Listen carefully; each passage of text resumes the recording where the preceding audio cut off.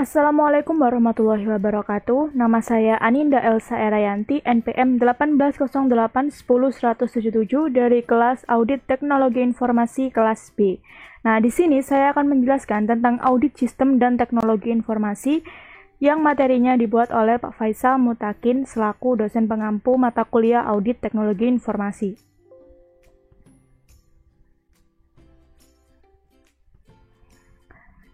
Nah, dengan komputerisasi di berbagai bidang kegiatan akan membawa dampak terhadap kegiatan pemeriksaan atau audit, baik secara langsung maupun tidak langsung.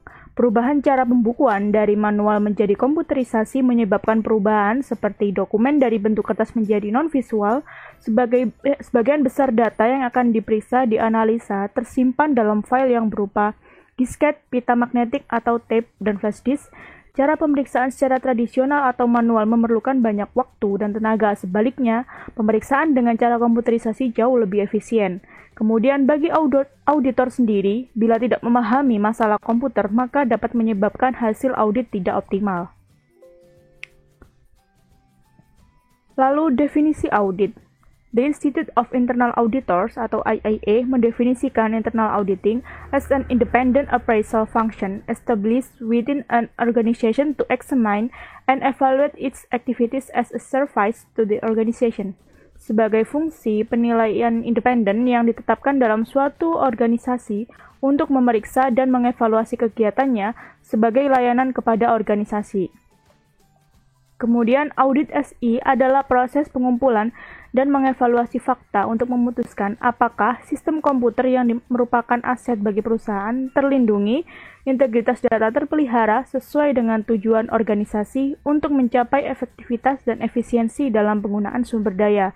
Kemudian, merupakan upaya menilai apakah proses IT sudah dilakukan dengan baik untuk mendukung tujuan organisasi dengan melakukan pengendalian dari outcome yang dihasilkan.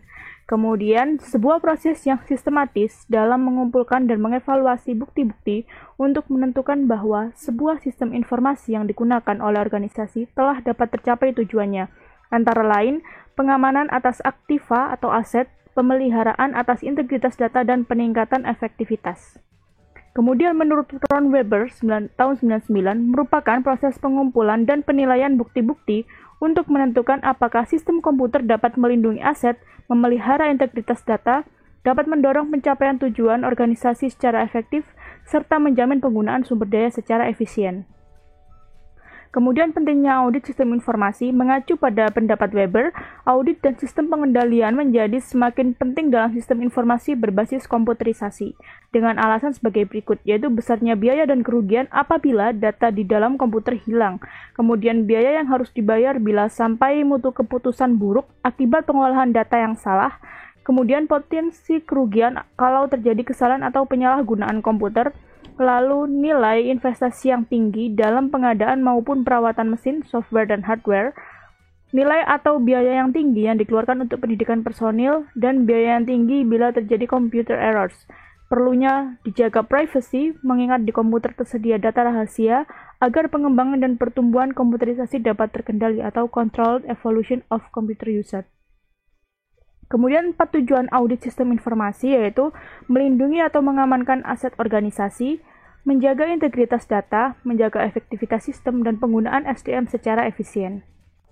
Aset yang dilindungi merupakan aset atau aktiva yang berhubungan dengan instalasi sistem informasi seperti perangkat keras, perangkat lunak, manusia, data dokumentasi sistem, dan peralatan pendukung. Kemudian menjaga integritas data. Integritas data berarti data tersebut memiliki atribut yang berupa kelengkapan, baik dan dipercaya, kemurnian, dan ketelitian. Tanpa menjaga integritas data, organisasi tidak dapat memperlihatkan potret dirinya dengan benar atau kejadian yang ada tidak terungkap seperti apa adanya, yaitu keputusan maupun langkah-langkah penting di organisasi salah sasaran. Kemudian perlu pengorbanan biaya dan upaya untuk menjaga integritas data dengan konsekuensi akan ada biaya prosedur pengendalian yang dikeluarkan harus sepadan dengan manfaat yang diharapkan. Kemudian, suatu sistem informasi dikatakan efektif hanya jika sistem tersebut dapat mencapai tujuannya. Perlu upaya untuk mengetahui kebutuhan pengguna sistem tersebut, terus apakah sistem tersebut menghasilkan laporan atau informasi yang bermanfaat bagi user, Lalu auditor perlu mengetahui karakteristik user berikut proses pengambilan keputusannya.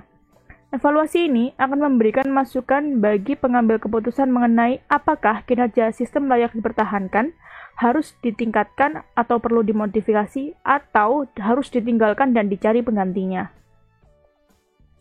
Kemudian, penggunaan SDM secara efisiensi dikatakan efisien jika ia menggunakan sumber daya seminimal mungkin untuk menghasilkan output yang dibutuhkan. Pada kenyataannya, sistem informasi menggunakan berbagai sumber daya seperti mesin dan segala perlengkapannya. Perangkat lunak, sarana komunikasi, dan tenaga kerja yang mengoperasikan sistem tersebut harus berkompetensi untuk memberdayakan sumber daya yang ada tersebut. Kemudian aspek dalam audit sistem informasi, jika melihat tujuan tersebut, maka terdapat dua aspek utama pada audit sistem informasi, yaitu conformance atau kesesuaian, dan ada performance, yaitu kinerja. Audit sistem informasi dimaksudkan untuk memberikan informasi kepada manajemen puncak agar manajemen mempunyai penilaian yang jelas terhadap sistem informasi yang diimplementasikan pada organisasi tersebut. Misalnya, bahwa aplikasi yang ada telah dianalisis dan didesain dengan baik, telah diimplementasikan dengan security feature yang memadai. Kemudian ada ruang lingkup audit SI atau scope, yaitu yang pertama mengidentifikasi sistem yang ada, memahami seberapa besar sistem informasi mendukung kebutuhan strategis organisasi dan operasional organisasi. Kemudian mengetahui pada bidang atau area mana fungsi, kegiatan, atau bisnis proses yang didukung dengan sistem informasi. Kemudian ada menganalisis tingkat pentingnya data atau informasi yang dihasilkan oleh sistem dalam rangka mendukung kebutuhan para pemakainya. Kemudian ada mengetahui keterkaitan antara data, sistem pengelolaan, dan transfer informasi. Kemudian mengidentifikasi apakah ada kesenjangan atau gap antara sistem dengan kebutuhan. Kemudian membuat peta atau map dari arus informasi yang ada. Lalu ada metodologi audit sistem informasi. Dalam pelaksanaannya, auditor TI mengumpulkan bukti-bukti yang memadai melalui berbagai teknik termasuk survei, wawancara, observasi, dan review dokumentasi. Satu hal yang unik, bukti-bukti audit yang diambil oleh auditor biasanya mencakup pola bukti elektronis. Biasanya, audit teknologi informasi menerapkan teknik audit berbantuan komputer, disebut juga dengan CAAT atau Computer Aided Auditing Technique. Teknik ini digunakan untuk menganalisa data, misalnya saja data transaksi penjualan, pembelian, aktivitas persediaan, dan aktivitas nasabah, dan lain-lain. Tahapan audit mencakup beberapa aktivitas, yaitu perencanaan pemeriksaan lapangan, pelaporan, dan tindak lanjut.